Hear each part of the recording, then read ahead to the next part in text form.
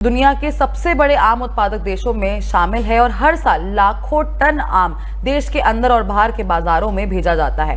लेकिन अब भारतीय आम को लेकर एक ऐसी खबर सामने आ रही है जो आम उत्पादकों, एक्सपोर्टर्स और व्यापारियों की चिंता काफी बढ़ा सकती है।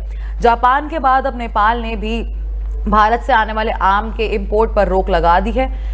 नेपाल का कहना है कि क्वालिटी टेस्टिंग और पेस्टिसाइड रेसिड्यू से जुड़े मुद्दों के चलते ये कदम उठाया गया है। सवाल ये है कि क्या भारतीय आम की क्वालिटी पर सवाल खड़े हो रहे हैं या क्या इससे आम किसानों को नुकसान होगा और नेपाल के इस फैसले का भारत के आम एक्सपोर्ट पर कितना असर पड़ेगा। आइए इस पूरे मुद्दे को समझते हैं। भारत में आम सिर्फ एक फल ही नहीं है, ये एक आर्थिक फसल है। उत्तर प्रदेश, आंध्र प्रदेश, तेलंगाना, बिहार, महाराष्ट्र, गुजरात और कर्नाटक जैसे राज्यों में लाखों किसान आम की खेती से जुड़े हुए हैं। देश में हर साल करोड़ों रुपए का आम व्यापार होता है, लेकिन अब नेपाल सरकार के एक फैसले ने सेक्टर में चर्चा काफी तेज कर दी है।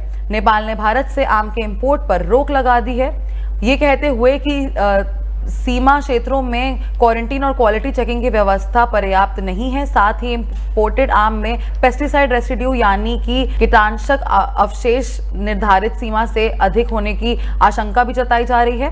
यानी नेपाल का कहना है कि जब तक फलों की क्वालिटी और सुरक्षा की पूरी जांच नहीं होती तब तक इंपोर्ट पर रोक लगा दी जाएगी।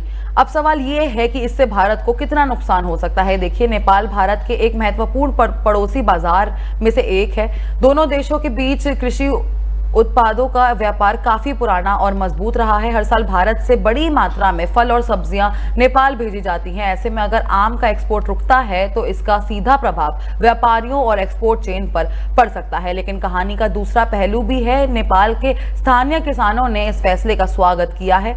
उनका कहना है कि भारतीय आम के आने से स्थानीय बाजार में कंपटीशन बढ़ जाता है और उन्हें अपनी उपज के अच्छे दाम नहीं मिल पाते हैं। अब जब इंपोर्ट रोक दिया गया है तो नेपाल के आम उत्पादकों को अपनी फसल बेचने का अधिक मौका मिलेगा। खासकर नेपाल के कुछ जिलों के किसानों को इससे फायदा मिलने की उम्मीद भी है। लेकिन यहाँ एक बड़ी समस्या भी है। नेपाल के कृषि अधिकारी खुद मान रहे हैं कि देश का घरेलू आम उत्पादन पूरे साल की डिमांड पूरा करने के लिए काफी नहीं है। नेपाल में आम का सीजन सीमित समय के लिए होता है। आमतौर पर मई के मध्य से जुलाई के मध्य तक ही स्थानीय आम बाजार में उपलब्ध रहते हैं। इसके बाद बाजार को बाहरी सप्लाई की जरूरत पड़ती है। अगर इंपोर्ट पर रोक लंबी चलती है तो नेपाल में आम की सप्लाई कम हो सकती है और दाम भी काफी बढ़ सकते हैं।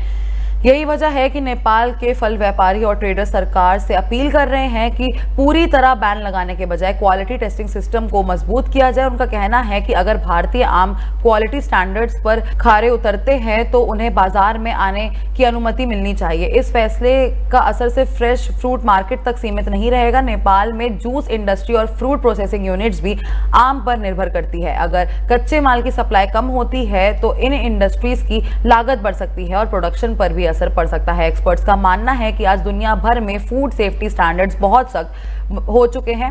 अब सिर्फ उत्पादन बढ़ाना ही काफी नहीं है, बल्कि क्वालिटी, ट्रेसेबिलिटी और पेस्टिसाइड मैनेजमेंट भी उतना ही जरूरी हो गया है। यही वजह है कि भारतीय एक्सपोर्टर्स को भी क्वालिटी स्टैंडर्ड्स पर और अधिक ध्यान देना होगा। तो कुल मिलाकर नेपाल का ये फैसला सिर्फ आम के इंपोर्ट पर रोक की खबर नहीं है, ये एक बड़ा संकेत है कि ग्लोबल और रीजनल बाजारों में क्वालिटी स्टैंडर्ड्स कितने महत्वपूर्ण हो चुके हैं। आने वाले दिनों में देखना होगा कि भारत और नेपाल के बीच इस मुद्दे पर क्या समाधान निकलता है। क्या भारतीय आम फिर से नेपाल के बाजारों में वापसी कर पाता है या नहीं।